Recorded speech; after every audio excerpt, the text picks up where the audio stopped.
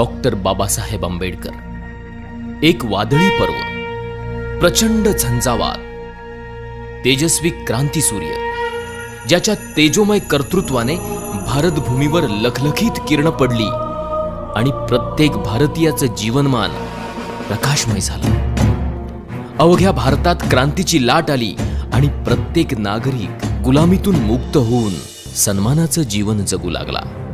पण बाबासाहेब म्हणजे दलितांचे कैवारी, मागासवर्गीयांचे उद्धारकर्ते, आरक्षणाचे जनक एवढीच अपुरी माहिती आपल्या सगळ्यांभोवती फिरते आहे।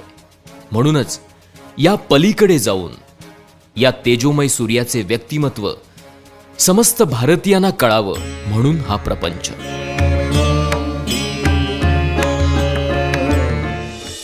एकविसाव्या शतकातील सगळ्यात विद्वान व्यक्तिमत्व म्हणून कोलंबिया विद्यापीठाने डॉक्टर बाबासाहेब आंबेडकरांना गौरविलं। पाश्चिमात्य देशात बाबासाहेबांना चॅम्पियन ऑफ ह्युमन राईट्स असं म्हणतात। अमेरिकेसारखा देश त्यांना फाउंडिंग फादर ऑफ इंडिया अशी पदवी बहाल करतो।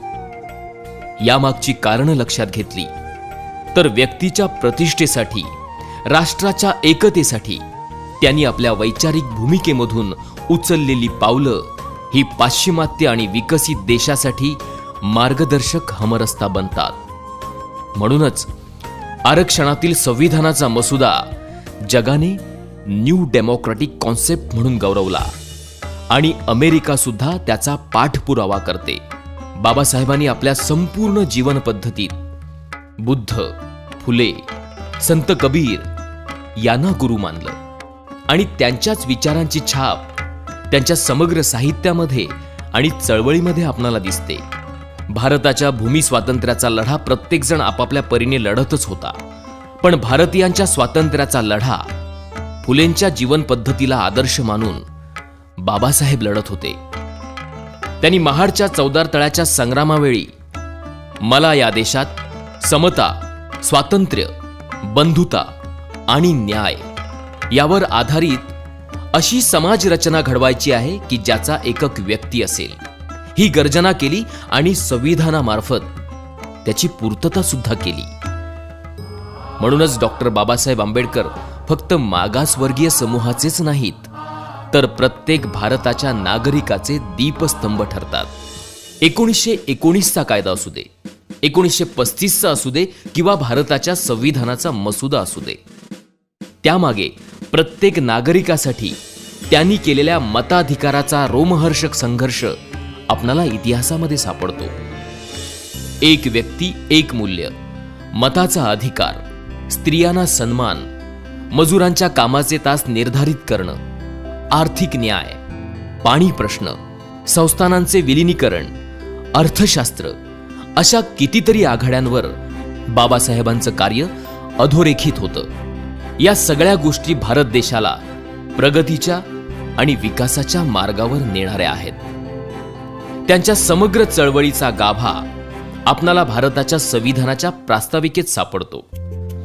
अर्नेस्ट वॉकर या प्रसिद्ध विचारवंताने हीच जीवन पद्धत आदर्श जीवन पद्धत आहे असे गौरवोद्गार काढले आहेत। या जीवन पद्धतीवर आपल्या सामाजिक आशयाच्या पुस्तकात आपण हीच जीवन पद्धत सांगितलेली आहे असे गौरवोद्गार काढून बाबासाहेबांच्या समग्र जीवन पद्धतीचं सार त्यांनी आपल्या लेखात सांगितलेलं आहे। अर्थशास्त्रावरील प्रबंध प्रॉब्लेम ऑफ रुपी यामध्ये रुपयाचा प्रश्न मांडून संपूर्ण जगातील विद्वानांचे लक्ष वेधून घेणारे डॉक्टर बाबासाहेब आंबेडकर सामाजिक न्यायासह समता, बंधुता, स्वातंत्र्य, गणराज्य आणि लोकशाही या आघाड्यांवर आपली वेगळी छाप ठेवून जातात।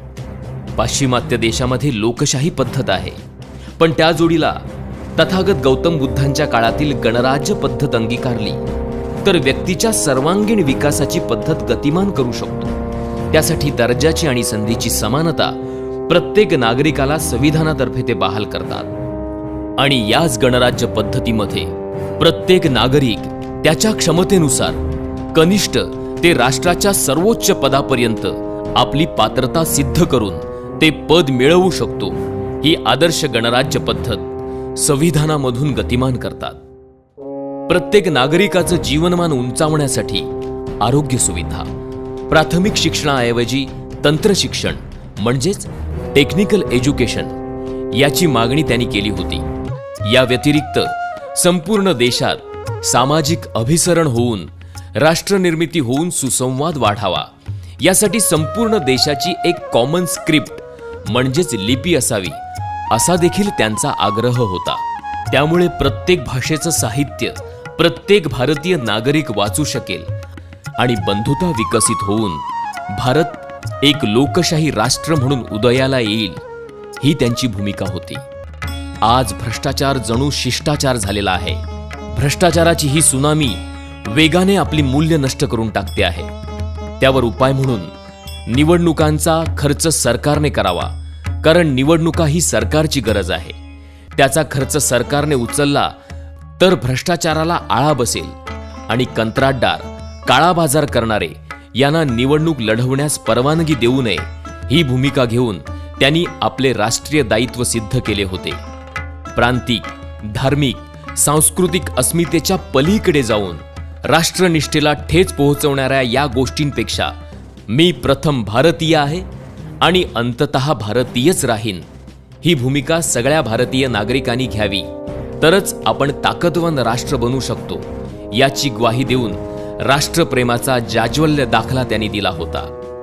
या व्यतिरिक्त कामगारांना मिळणाऱ्या प्राथमिक सुविधा, रोजगार बदली, कामगार राज्य विमा, कामाचे तास निर्धारित करणं, कामगारांना हक्कासाठी न्यायासाठी संघटनेची मान्यता, महागाई भत्ता, पगारी सुट्ट्या, आरोग्य विमा, कायदेशीर संप अधिकार, भविष्य निर्वाह निधी म्हणजेच प्रॉव्हिडंट फंड, कामगार कल्याण निधी, भारतीय सांख्यिकी कायदा, शेतकरी धोरण, जमीन धोरण, मध्यवर्ती विद्युत तांत्रिक समिती, हिराकूड धरण, दामोदर खोरे प्रकल्प, नद्या जोडणी प्रकल्प, भाकरा नानगल धरण, भारतीय रिझर्व्ह बँक, राज्य विभागणी आयोग, याशिवाय महिलांसाठी मालमत्तेचा अधिकार, घटस्फोटाचा अधिकार, प्रसूती पगारी रजा, महिला कामगार संरक्षण कायदा, हिंदू कोड बिल, वडिलांच्या संपत्तीमध्ये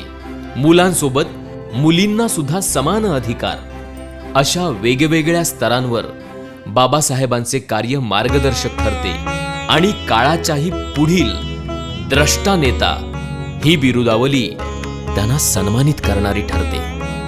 राजेशाही संपली, सरंजामशाही लोकशाहीने उद्ध्वस्त केली, घराणेशाहीला आंबेडकरवादाने आणि लोकशाहीने सुरुंग लावला. आता लोकशाही समोर आवासून उभी आहे ती भांडवलशाही. यावर जगाला फक्त अर्थशास्त्रज्ञ बाबासाहेबांची भूमिका आणि नीतीच तारू शकते. त्यासाठी मिनिमम प्रॉफिट ऍक्ट हा कायदा लागू करा, ही भूमिका सरकारने घ्यावी, अशी सूचना बाबासाहेबांनी सरकारला दिली होती. भांडवलदारांना सरकारने आपल्या कक्षेत ठेवावे आणि मूलभूत सुविधा पुरवणाऱ्या उद्योगधंद्यांचे खाजगीकरण करू देऊ नये. भांडवलदारांचा नफा कायदा निर्धारित करण्यात यावा, ही भूमिका घेऊन बाबासाहेबांनी भारतासह जगातल्या प्रत्येक लोकशाही सरकारला प्रगतीचा मार्ग दाखवला होता. गरज आहे ती त्यांच्या आर्थिक न्यायाचा रस्ता पकडण्याची. आपणाला आर्थिक समानता माहिती आहे, विषमता माहिती आहे, पण व्यक्तीच्या क्षमतेनुसार त्याच्या राजकीय न्यायासोबत आर्थिक आणि सामाजिक न्याय हा महत्वाचा निर्देश संविधान सभेच्या भाषणाच्या प्रसंगी ते करतात. 26 जानेवारी 1950 We are enter in contradiction life. Politically we will have equality and socially and economically we will have not equality. We must remove this contradiction as early as possible. Either those who suffer from inequality will blow up the structure of political democracy which this assembly so laboriously built up. याचाच अर्थ 26 जानेवारी 1950 रोजी आपण एका विसंगतीपूर्ण जीवनामध्ये प्रवेश करणार आहोत. राजकारणामध्ये समानता असेल, पण सामाजिक आणि आर्थिक जीवनामध्ये विषमता असेल. हा भेद शक्य तितक्या लवकरात लवकर आपणाला मिटवावा लागेल, नाहीतर असमानतेचे बळी ठरणारे लोक हा राजकीय लोकशाहीचा डोलारा उद्ध्वस्त केल्याशिवाय राहणार नाहीत. ही त्यांची पूर्वसूचना तंतोतंत खरी वाटते की काय, अशी परिस्थिती आज निर्माण होताना दिसत आहे. 14 ऑक्टोबर 1956 रोजी ते याच मातीत रुजलेल्या, वाढलेल्या, जगाला आदर्श ठरलेल्या बुद्ध धम्माची दीक्षा घेतात आणि आपणाला विश्वबंधुत्वाशी जोडतात. बुद्ध धम्माने तुमचं, देशाचं आणि जगाचं कल्याण होणार आहे, ही जबाबदारी ते आपणाला सांगतात आणि आपण केलेली ध्येय योजना पूर्णत्वाला नेतात. मैत्रीच्या, बंधुतेच्या निर्मळ प्रवाहात आपणाला बाबासाहेबांनी आणून ठेवलं आहे. केवळ जात, धर्म, वर्ग, मागासवर्गीय या पलीकडे जाऊन आदर्श मूल्यांची रुजवात करून जगाला आदर्श ठरेल असा आंबेडकरवाद बाबासाहेबांच्या अथक संघर्षातून निर्माण झालाय आणि त्याच विचारांच्या पालखीचे भोई आहोत आपण. आयुष्याच्या संध्याकाळी बुद्ध धम्म, संविधान आणि गणराज्य म्हणजेच रिपब्लिक ही 3 रत्न आपल्या हाती देऊन आपणासमोर लोकशाही राष्ट्र उभारणीचं दायित्व ते ठेवतात. गरज आहे ती न कळलेले बाबासाहेब समजून घेण्याची, क्षितिजा पलीकडची त्यांची दृष्टी अभ्यासण्याची आणि या रत्नाची पारख करणारे रत्नपारखी होण्याची. तरच झाडापेक्षा मुळांनी खोलवर गेलेले बाबासाहेब आपणाला समजतील आणि त्यांच्या विचारांच्या छायेत प्रत्येक नागरिक विसावतील. जय भारत.